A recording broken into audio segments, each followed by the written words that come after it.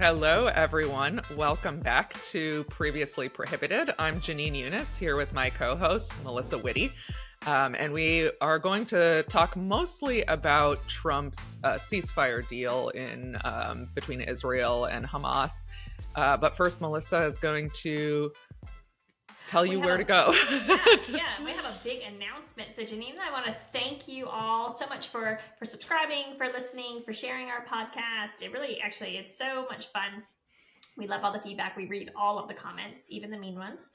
And you guys are lucky because I actually have chosen not to respond to any of those on It's very YouTube. Professional. Yes, I've decided to just leave those alone. But we have a big announcement. Because of all your sharing, we made the charts, the podcast charts in New Zealand at number 218.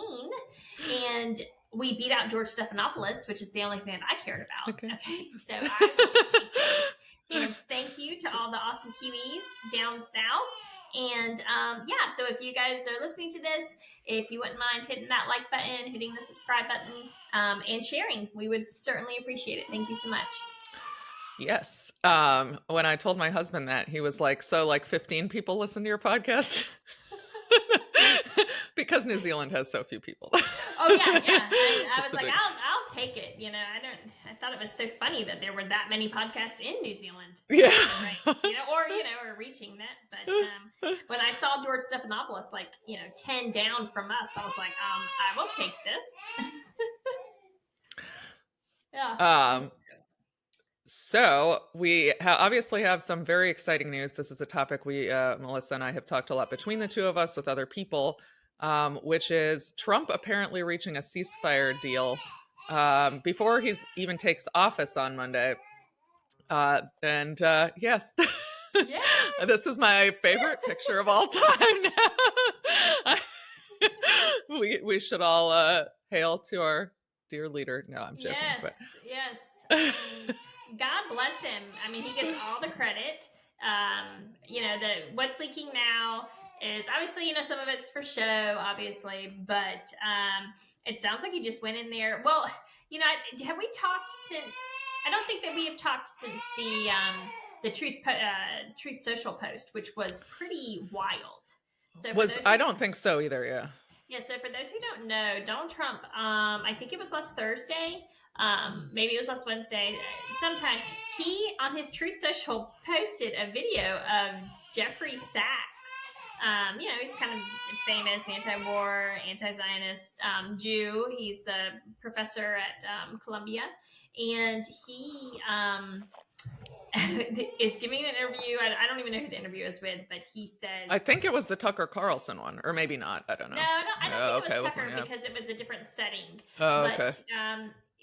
Sachs basically says that Israel has dragged us into all of these wars, these foreign wars in the Middle East, and then he says that Netanyahu is responsible for giving us bad information, dragging us into the Iraq war. And then he calls Netanyahu a deep, dark son of a bitch. And it was pretty whoa. Yeah. And so Trump shared this clip on his Truth Social. And, I was stunned. I couldn't believe it. And then, do you remember what the commentary was? Did he say anything or did he just share it? So he just shared it. It was interesting. It was actually a screen grab of the Wall Street Apes account on X. So they had made a long post, and they actually didn't mention Netanyahu by name in the post. But it's about 45 seconds into the video, and a lot of people were saying, "Well, Trump, he just didn't watch the whole thing. No way he watched it. He just did. He just shared it." Of course, a lot of cynics saying that, but you got to remember, as soon as he watches it, literally, every single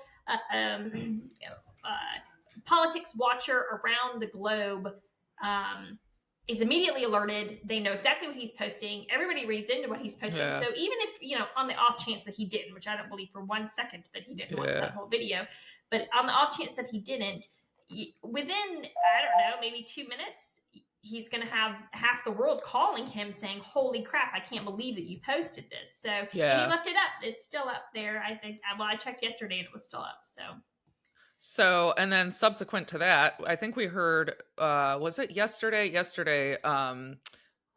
believe it was, that it appeared that there has been a ceasefire deal brokered between Right. Hamas and Israel, and it's actually pretty good for Hamas, frankly.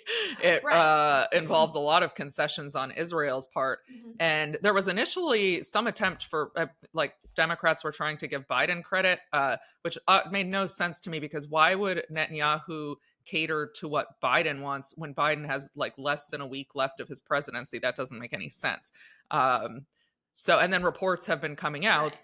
that it was actually Trump's envoy went to Mhm. Jerusalem, or sorry, Tel Aviv, Jerusalem. Now I don't remember. And and it was sort of a funny story. He wanted to meet with Netanyahu on Friday. Netanyahu's people said, "Oh, it was the Sabbath, but they could meet Saturday," and he said he didn't care, which I also think actually signals something better, like a lack of sort of, we're not going to just do whatever you say anymore. Right. But so anyway, so what's your take on that series of events? So I think something important to remember is that this is actually, from what I've read, this is the peace deal from May, right? So this is, Yeah. I believe, the initial Hamas negotiator, Hanea, I believe is how you said his name. Hania, I think. Hanea. Yeah. So this is the one that he was working on. This is the one he was hammering out. This is, this was this was their professional treaty negotiator who had hammered this one out originally. So I think it's important. So this was not like, the guy that they, no disrespect, but the guy they kind of like, just kind of shoved into the position, who wasn't inexperienced. He's not getting railroaded. No, apparently they took the framework from the one in May, and that of course was just continuously rejected and kind of steamrolled by the far right that forms Netanyahu's coalition, and just constantly sabotaged. So that's interesting to me, number one, because it shows that even all this time later, that there's still, Hamas wasn't negotiating from a position of desperation, which is fascinating, really. And you would think that after 9 months that they would have been able to weaken their resolve, and for it's just incredible that they weren't. But yeah, so anyway, so Steve, is it Steve Watik? Yes, something Wardick, with the W. something like that. Yeah. So everybody knows that Netanyahu is secular. He is like infamously secular. Like everyone knows he's not religious. And then when they called and they told him, so Steve was in, we're just gonna call him Steve. He was in Qatar. He called him. He was in Doha. He said, "I'm coming. You need to meet me." And they said, "Well, it's the Sabbath, and we can meet you after, when it's done." And he's like, "Yeah." And he said flat out, I'm not too worried about your Sabbath. You need to meet me. And he met him the next morning, and basically, from what it sounds like, told him, "You take this deal, or it's not going to go good for you." And and this was interesting, because I had discussions with a lot of people and sort of arguments, and I admit that I never felt completely confident in my position on this. I waffled a little bit. There were a couple of times Trump said things that I thought were so horrible about Palestinians. I was like, okay, I guess Harris might be a better option for, if you're only looking at that one issue. I was never going to vote for her, but, but I came down like a couple weeks before the election. I, sort of looking at all the factors, I became convinced that Trump would be the far better option. For several reasons, including a lack of commitment to Zionism, like ideologically, whereas I think Biden actually identifies a lot with the cause. I had heard from people around Trump that he was very upset. He'd seen pictures of children and he didn't like it, and he wanted it to stop. And he said he wanted this to stop, whereas Biden was very unmoved by his own staff when they showed him similar pictures. There were a couple of people who resigned from the State Department.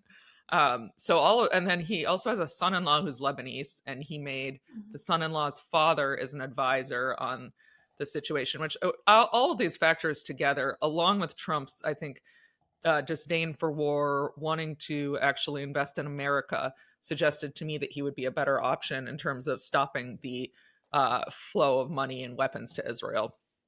Yeah, I agree. And, my position, I've held it. Something that just, obviously October 7th never sat right with me. I'm pretty familiar with the security arrangements in Israel in and around the Gaza Strip.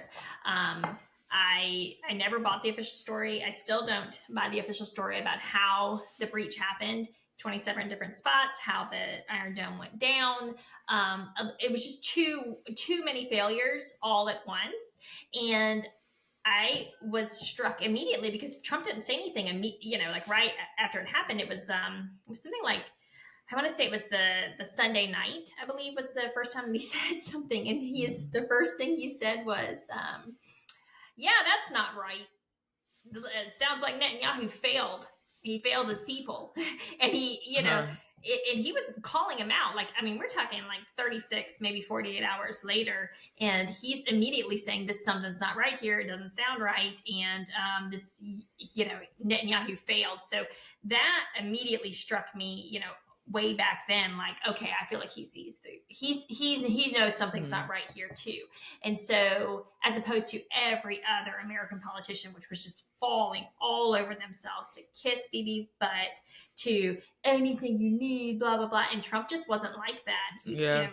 Very early. It wasn't until May that and then he had the infamous quote where he says, the pictures coming out of there are awful. They need to wrap it up. They need to get this over with. And of course, everybody, people misquoted it. Yeah. Right. They were trying to say like, oh, he was like saying nuke 'em or something, which of course he wasn't saying it at all. He was saying, this is not good for you. This is not good for your country. This is awful. Everything about this is awful. And you need to figure out a way to exit. And was just good sound advice, And then we saw an uptick of the rhetoric. Obviously, he's getting all the money pouring in from Miriam Adelson, from the Israeli lobby in general. I mean, it's a sad state of American affairs, but you cannot win without that lobby. Yes, and people have no idea how powerful it is. You look at the AIPAC numbers and you think that it's only $50 million. It's like you don't get it. The AIPAC, the official AIPAC numbers are nothing. Okay. Yeah. $50 million is nothing. All right. We are talking $400, $500, $600, $700 million when you really start adding it all up. And that is whether it's AIPAC or one of the 23 other affiliates under it, or whether it's the super PACs that are that are exclusively funded by the Zionists from, dual citizen Zionists, or if you're just looking at just somebody like Michael Bloomberg, who's a hardcore Zionist, who's literally saying he's going to rebuild northern Israel. And, he pumped $250 million into this election. And you think any of that money is going to somebody who's anti-Israel or even just tough on Israel? No. I mean, the influence they have on American politics is, to anyone who's educated, isn't really even negotiable. I mean, it's just a settled question. There's a book called The Israel Lobby by Mersheimer and Walt that documents all of it very well in excruciating detail. I can attest to that because I read it. Sometimes I was like, okay. So, and this is not an anti-Semitic trope. We're not saying Jews control the world, but we're saying that there's a powerful foreign interest group that does, and our politicians know that they can't win elections without it. And ironically, they want to have it both ways. Like, they brag about how if you don't support Israel, we're going to make sure you don't get elected. And then they say you're anti-Semitic if you say that this group controls American politics. Yeah. And to say that, like, oh, Jews control the world or they control all of this, it really kind of becomes a cop-out for all of the people who don't have the courage or the will or who just, will readily sell America out, who aren't Jews, who are just doing it for the money, how many people does that excuse if we just kind of like say, oh, well, they don't, have any free will. They don't act on their own volition. They're just little puppets. Well, and then to me, I'm like, well, what does it say about the American people that we continue to allow ourselves to be so easily swayed by all of this stuff? So we can talk about power and we can talk about power dynamics, and I have no problem calling that out, but I'm really not interested in attributing it as the end all be all when actually it's just one part of the pie, Yeah, and I think I mean people are clearly beginning to recognize this. There was an it's kind of old news now because it happened I think on Thursday, but there was an epic post by Ian Mhm. Carroll, who's sort of an account that rose very quickly to gather a lot of followers. He now has over 1 million. He was responding to something Musk posted saying, "What am I missing?" I actually forgot the initial Musk post, but it was so Carroll wrote a long response, basically talking about all of the influence that AIPAC and Israel has over our politics, using specific examples. And I think he got like 10,000 or more times what Musk got in terms of likes, which Yeah. shows, in my opinion, a major shift in Americans' perception of Oh this yeah. issue. Oh, it's incredible. Every single day I get, MAGA moms, MAGA grandmas. I get, because I'll pick out, people who are like have liked some of my posts, especially some of my edgier posts, and I see it and I go and I look at their page and it's like regular everyday people. Like Yeah. they're seeing, and yeah, they're not commenting, but because nobody can see their likes anymore, people Yeah. are definitely a lot more, they're a lot more A generous little with more those free bad with you. boys. I I know. myself. I know.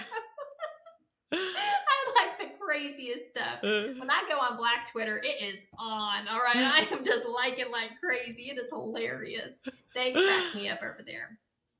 But yeah. So it's interesting. Ian Carroll is really good. So he's been on TikToks. Everybody keeps saying like, oh, he just came out of nowhere. He's a psyop. Yeah. He's been on TikTok since like 2020, and Yeah. I believe that he had over 1 million followers on TikTok before he opened his X account. So he actually does. Yes. So there's a lot of crossover there. Yeah. And then he makes really good videos, like he just does. Yeah. And the thing is that you post one video or one really good thread, you pick up 50,000 followers literally in like 3 days. I know because I've done it. And it doesn't actually take that long, especially. And then once you get a good solid base, it just snowballs. And and if you consistently post content, which he does, he's really good about it. You can build a following like that really, really fast. Yeah, and he also, I mean, some of the crazy Zionist accounts like that, what Awesome Jew and Max Nordo were trying to, claim he was a psyop, and then they actually doxed him. They're like, actually, no, he's not a psyop. We found out where his parents live, and he grew up here, and here's the address. So I know they're insane. They're insane. That's I get the craziest messages from them, from all of them. You got an extremely disturbing one, but yeah, I know. My poor mom, she was so upset by that one. I forget that she follows me sometimes, and then I post it, and she was very upset by that. Yeah. But for me, I just posted because I'm like, we should, people should see how these they absolutely should. Well. And they aren't. And I think it also it's desperation. I mean, if you are winning the logical argument, and if you're winning on the facts, and you're winning hearts and minds, you don't need to threaten people with rape and murder, which is what the person did to. It was a really graphic post. Disgusting. I reported that, and I got a response from X, and they said that there was a violation found, and that they had taken the appropriate action or the recommended action, something like that. And the account's still up. It was. I don't even think it was given a 12-hour ban. That's crazy. So yeah. I got a 12-hour ban for saying like I wasn't going to get the vaccine because I know. The COVID vaccine. I've been thrown in the gulag a couple times, and I've had 2 perma suspensions that I got reversed. So I know all about like what, and one of them was under Musk. And so I was like, when I saw that, and then I was like, when I saw the thing come through that, oh yeah, we found the violation here. And there was actually 3 other posts that I did at the same time. All 3 of them, they said they found a violation, but none of the accounts were suspended. Wow. And I'm like, okay, but you guys are out here, suspending groypers, and I don't even know what for. Yeah. I mean, I would challenge you to show me one of, these groyper accounts that said anything even close to as psychotic as what was said in the message. And if anybody wants to read it, they can go on I'm actually not going to say it because I don't want to get flagged by the YouTube. They can go on my Twitter and read it. It was so insane. It was so insane. Yeah. was completely insane. So going back to the ceasefire deal, what do you think? Do you have any like thoughts about what might have sparked? First of all, I mean, I think we both agree that there is likely some kind of connection between Trump posting the Sachs interview and then what happened here. Do you have any ideas or thoughts about what might have happened? So I've always been much more skeptical. Everyone's like, oh, Trump and Bibi are best friends. That's BS. Like, if you know Yeah. anything about their history, they actually don't get along, and they haven't gotten Yeah. along. And it actually shouldn't be too surprising because they're a lot alike in a lot of ways. Yeah. Just really, really strong alpha males, both of them. Yeah. And as opposed to like a Biden who can, artfully kind of play that second fiddle kind of thing. Trump, I mean, there's just not enough oxygen in the room for both of them, to be quite honest with you. And so they've never gotten along. Everybody knows that. And there were things that that Bibi wanted to do, and Trump just wouldn't go along with him in the first term. And we know that because like Kushner gave an interview, and even the ambassador to the U.S. from Israel, he actually did. I think he wrote in a book about it, about Kushner yelling at him, basically saying, "Don't ask me for any more favors because you've already pushed your luck with them." And we all know that Trump actually got along really well with Abbas, the Palestinian leader, right, of authority. Yeah. So, I mean, liked him. So there's that, but I think there was a falling out. I do think that there's that video that he posted at Sachs was so extreme, right? Yeah. And so I do think that there was a little bit of a falling out. And then my conspiracy theory on all of this is that Bibi actually traded, he actually saved his own ass. And he worked something out so that Trump would continue to offer him and pressure other countries in Europe against the ICC indictment. If I had to bet, because people keep saying, oh, they think, he's going to give him the West Bank, I reject that. That seems unlikely to me. I don't see Trump. I think Trump knows that, Trump likes to be liked a lot. And I think he knows that where public opinion is with this, both in America and kind of internationally. And I think he knows that he will go down in history as, a really great leader if this goes through. I don't see the motivation for him to allow Israel to, pretend there's some kind of deal and then have Israel go back on it. I just don't see that. I don't see that happening. And, people keep like casually saying like, he's going to annex they're going to annex the West Bank. And I'm like, do you understand like what you're saying when you say that? Because you're talking about creating a humanitarian crisis of big proportions. You're talking about displacing presumably when you say annex, it's either kick them all out, which would be creating a, humanitarian crisis, 5 million people, or setting up an official apartheid state, which is just insane. Like, nobody's going to do that. Europe is not going to go along with that. They're not going to trade with them. It's just, the whole thing is going to be, nothing like that is going to happen like right out. I really do think that Bibi actually just kind of saved himself here. And obviously, I think everybody knows where I fall on that. I'm not okay with it, but if it means stopping the suffering, I mean, then okay. I mean, I guess. Yeah. I would say that's my position deals too. Could have been made. Yeah. And he's still going to be, not every country is going to go, no matter what, not every country is going to, go along with America's view on the ICC. And he's still, it's obviously not the level of punishment I would like to see him suffer. Right. Even though I'm anti-death penalty, I would definitely make an exception for him and other, extremely bad war criminals. But he couldn't go to Poland, to visit, for the Auschwitz memorial. That's humiliating, and I'm sure not something he definitely. wants. So. And, the thing is even if he could, right? Like, even if he, if France says they won't impose it, or Italy says they're not going to, he's never going to be comfortable traveling. No, exactly. He's always going to have to worry. He's always going to have to worry. So, it's something, again, obviously I don't want to downplay. I understand No, not being able to visit Auschwitz compared to what he deserves is, there's a wide world of But difference between those things. There was a video going around, yesterday, and I try not to get like too sentimental, but there was just these sweet, sweet babies dancing and so happy about the thought, and oh my gosh, it just like tore my heart up. I know. And I try not to get too into that stuff, because it'll tear you apart. But so that's worth way more to me, obviously. Yeah. Yeah, absolutely. I mean, it's the kill. But although, of course, as they usually do, Israel, when they're about to enter a ceasefire agreement, they went on a killing rampage, and I think they killed so far 88 people. It's probably more during the time we did this podcast, but including a bunch of children. Yeah. So. Yeah. It's and the other thing is you can already see the scramble. So we saw that this afternoon in trying to reframe how this all went down, right?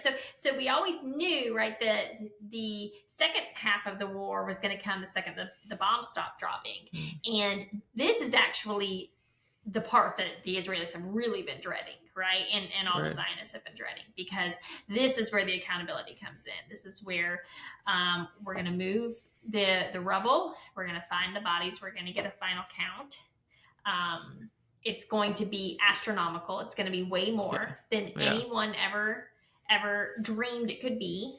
Yeah. And we've already seen today this reframing of the narrative from last October, where, we remember the 40 beheaded babies lie that came out. And I don't know if it was it does a lot of times feel like a coordinated effort. And I know how things happen on X, where somebody says something and then somebody else picks it up, and then before you know it, you got 40 different people talking about it, and it does feel coordinated, but it's actually not. It's just organic. Yeah. It just happened to be the thing. But they started to try to reframe how that lie came about, right? And they wanted to say that, no, this was just, and we saw this with the Max Nordau guy. Yeah.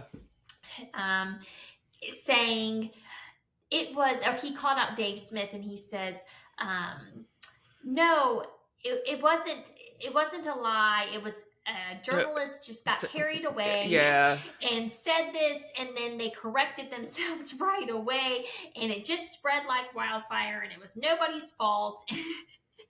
Which is just, and then so Max said that, and of course he got called out on it, but then 2, 3, 4 other big Zionist accounts basically started saying the same thing. And it was like, no, like, we have Netanyahu giving a speech to Congress, 9 months after the fact, talking about babies burning in attics. Like, I love the squirrel account. She's like, these imaginary babies that did not exist, burning in attics that do not exist. Okay.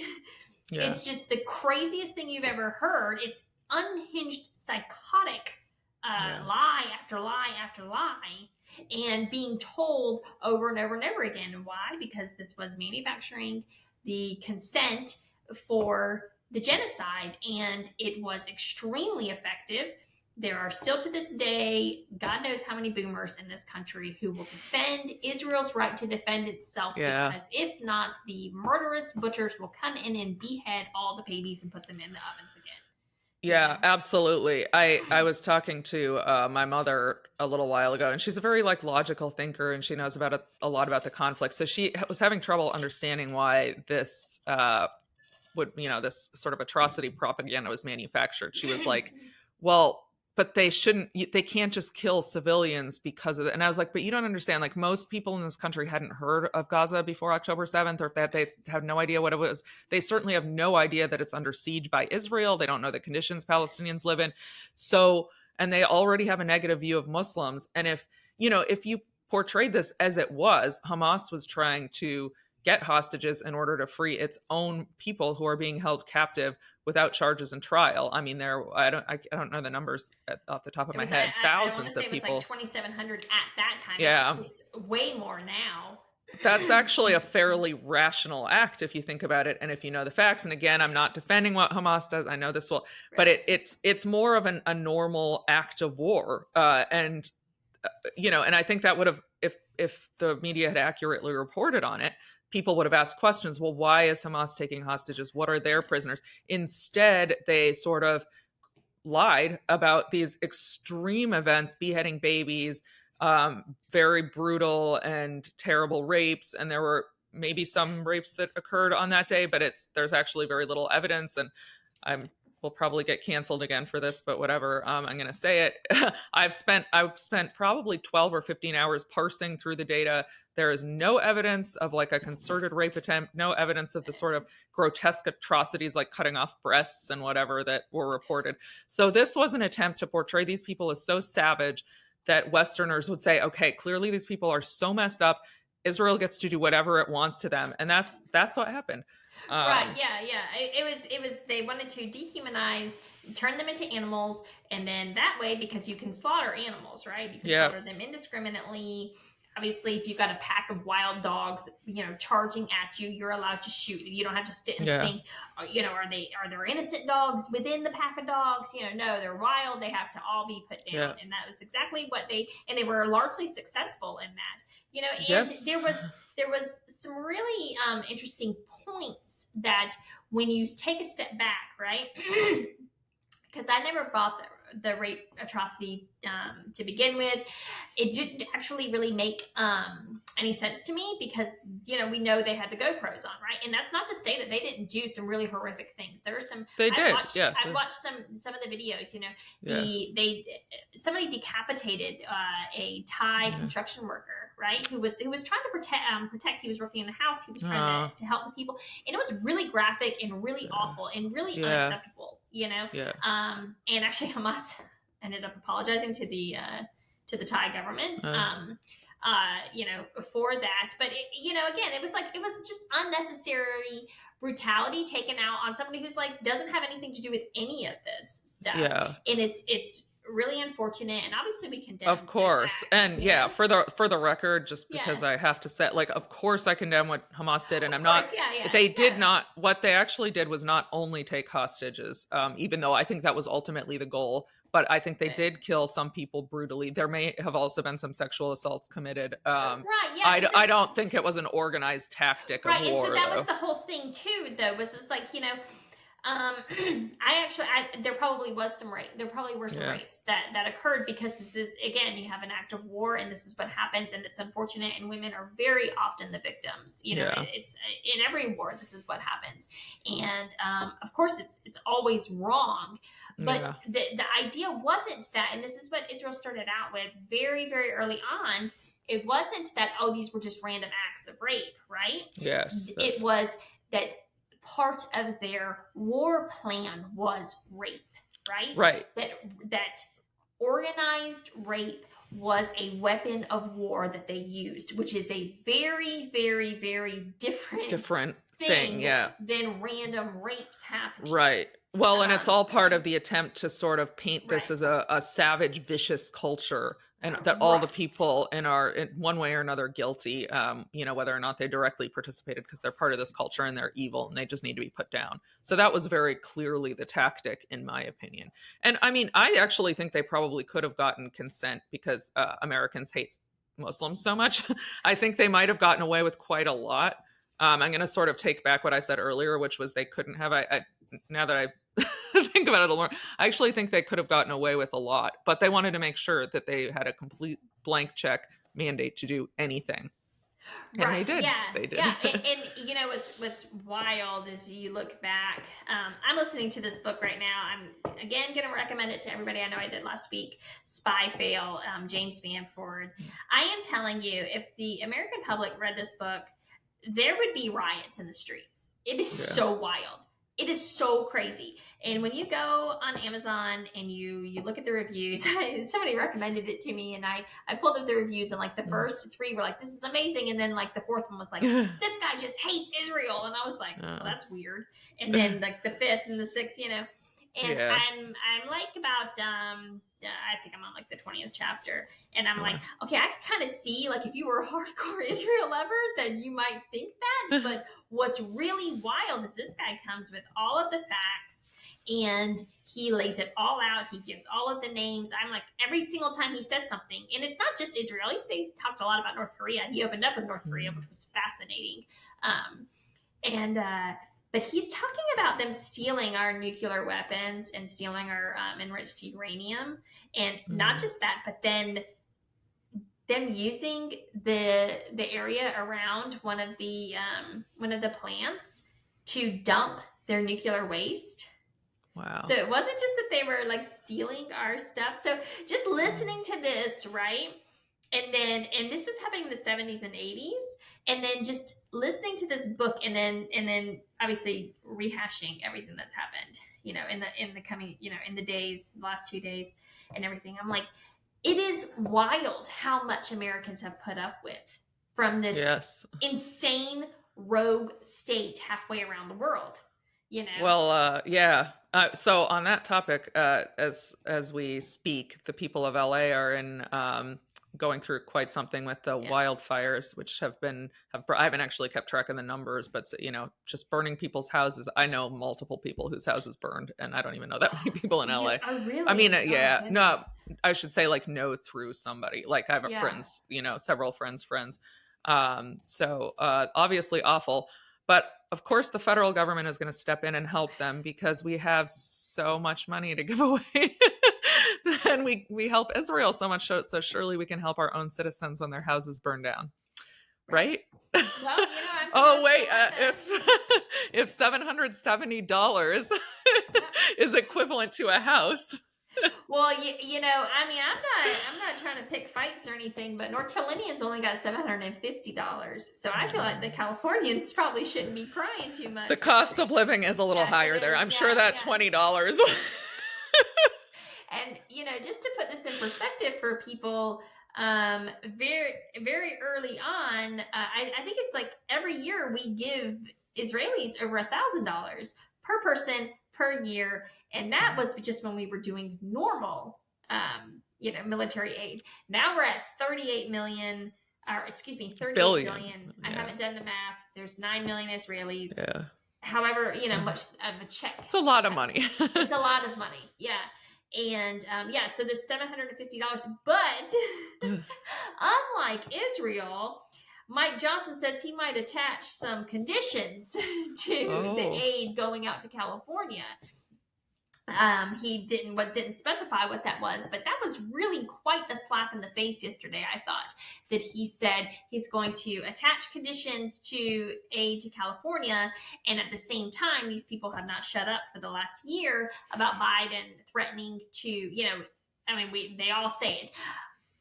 Whatever Israel needs, whenever they need it, no questions asked, no conditions, which is literally they've all insane. been shrieking that he's not a good enough friend to Israel because he's made some vague threats which he hasn't carried through to condition aid if they don't stop. But so he didn't say, he hasn't specified what conditions. No, it was such a bizarre statement. And I'm sure it probably got walked back a lot. I haven't looked at, I'll be honest, I haven't looked into it. It's kind of like with the with the North Carolina stuff. You have to let it settle, right? It has to clear out. The fires are still raging. And from what I can tell, I think they're actually supposed to pick up again. Maybe it was today or starting tomorrow. The winds are supposed to pick back up again.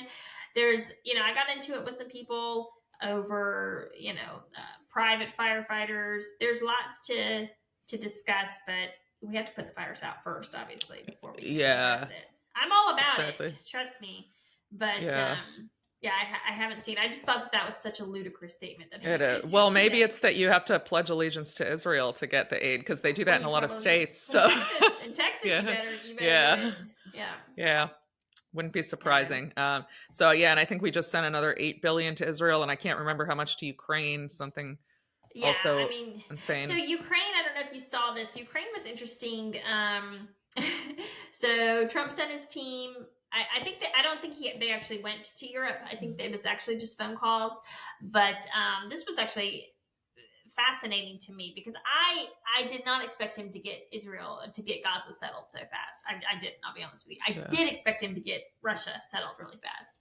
And I guess Trump's team, negotiation team, met with Russia's, and they basically told them to go F themselves. Russia did to Trump's team.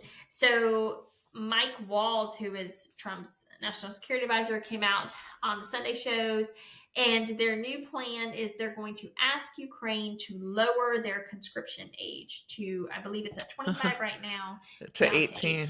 Yeah, which is just a shame. Yeah. It is just, this was just such an unnecessary war, you know, and it's very frustrating for me because obviously my first inclination is, okay, the people of Ukraine have to step up, right? They have to say no more. Yeah. But something that people need to understand is that how do you organize a revolt like that, right? Well, it's usually done in the churches and the community centers, right? Well, something people need to know is that the Russian Orthodox Church, which was the largest of the Orthodox dioceses over there, has been shut down. It's been shut out. They're not allowed to operate anymore. So I don't know who would actually lead this revolt. It's a very corrupt country to begin with. Yeah. But you cannot send your young men. I mean, they've already sent probably 1 million men straight into the meat grinder. We don't know how many are dead or wounded. Damn. It's an obscene amount. We don't know the numbers, but we know it's 1 million. And it's just not that big of a country that they can sustain losses like this for another year. Yeah.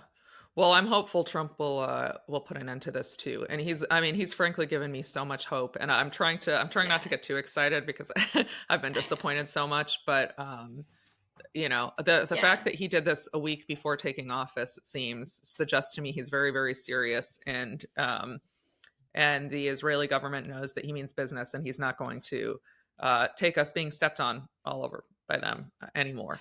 Right. And that senile old man is about to be done. So.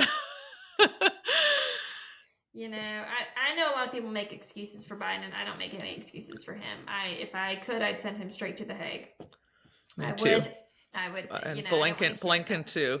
Oh, and I don't think we mentioned today that Blinken said it seems that Hamas actually has more members now since October 7th, which any moron could have told you, sorry, excuse my language, was what was going to happen. I mean, if you kill people's families, they're obviously going to become extreme and hate you. And who can blame them? I mean, if you saw your son or your father or mother or sister get blown to bits by bombs or be an amputee, and you knew that America and Israel were behind this, who wouldn't turn against them? So this is just on every front been horrible strategy, horrible. It is, you know, and I'm worried about this. I think about this all the time because I'm the kind of person that, like, if they did to my family what has been done to these families, like, I would never forgive you ever. Yeah. I'm not like that. And so, just the fact that they don't just have rape, you know, the fact that the people of Gaza can show any grace whatsoever, that they're not just raving lunatics all the time, is just, to me, quite a testimony to the strength of their spirit. But it's going to be very interesting. Things have to change, though. I mean, it cannot go on the way it was. And things have to change in the West Bank. I'm not a proponent of the two-state solution.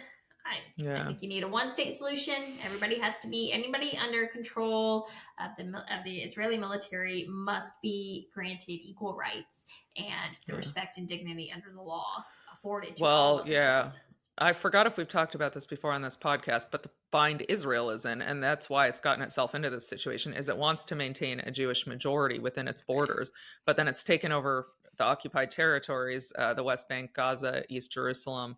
And there are now, you know, if you gave those people equal rights, voting rights, and all other rights, then you would no longer have a Jewish majority. And so that's why they've kept them under an occupation where they don't have those rights since 1967. And I just can't say it enough. I don't excuse terrorism, but the conditions in which people live in Gaza and the West Bank are horrendous. People have no rights. They have no freedom. They have no right to life, liberty, or the pursuit of happiness, things that no American would ever accept living in those conditions. Well, there are some Americans who would, but but but very few. And, again, not excusing what Hamas did on October 7th, but clearly the solution to this conflict lies in giving these people the rights and dignity that every human being deserves to live with. So, they can, they can keep bombing Gaza. They can keep trying to do what they're doing in the West Bank and letting the settlers terrorize people, but they're not going to get peace until they're willing to work with the Palestinians. Right. Yeah. I mean, it's, we could talk about this all day long, but yeah, this is just basic common sense. And again, all of this is built on, if you're an American, if you're born, if you believe in the ethos, if you believe in the foundational principles of America, then you have to understand this and see this. Basically, as we see it, sorry, we're right, you're wrong. Disagree. It is what it is. If you subscribe to, some kind of supremacy ideology, if you subscribe to totalitarian, authoritarian ideologies, then you would probably disagree. But if your heart is rooted in liberty and justice, then you will see it like this, and you will demand a change. Yes. There's really just no way around it. I am not someone who thinks like I'm necessarily right on most topics. I admit that, a lot of it is sort of your opinion or your view of it is based on your own life experiences, your values, whatever. There's a subjectivity to it. This is one on which I can say I'm right. Like this, the status quo will only lead to more violence. And people like Netanyahu are fine with that because he doesn't actually care about Israelis. He definitely doesn't care about Palestinians. He just cares about maintaining his own power. Right. And the best way to do that is to just keep endless wars that keep him and also he has his own issues domestically with criminal charges against him that I think he's trying to distract from. But I think Netanyahu cares about far right Israelis. I don't think Netanyahu cares about Jews. I don't think he cares about Jewish people whatsoever.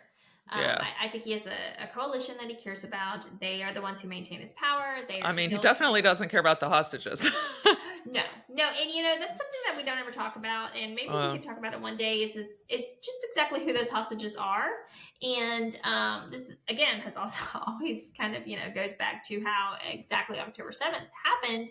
Is when you look at who lived in the kibbutzes along the border, these are the far lefties. These are his opponents. These are his political opponents. These are his ideological opponents. They are the ones that were filling the streets and fueling the protests every single weekend for months on end prior to October 7th, and all of that got smashed. And what's in that? Just to me, it was just really, really convenient that those were the people who ended up getting taken down, and all the peaceniks basically.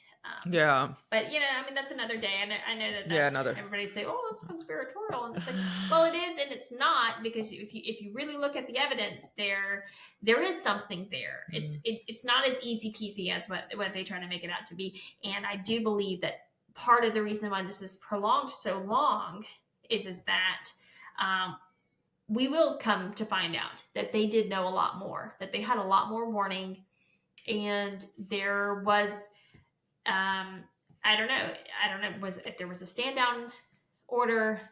Some people say there was, some people say there wasn't, but we do know that in a very, very tiny country, it took 6 hours for the military to fully engage and respond when it should have taken 30 to 40 minutes on that day. Well, we will find out, and we're gonna find out. We're gonna find all out. Over the coming years, and we'll be covering it here hopefully for the coming years. So this was really fun, and we hope to have more good news next episode.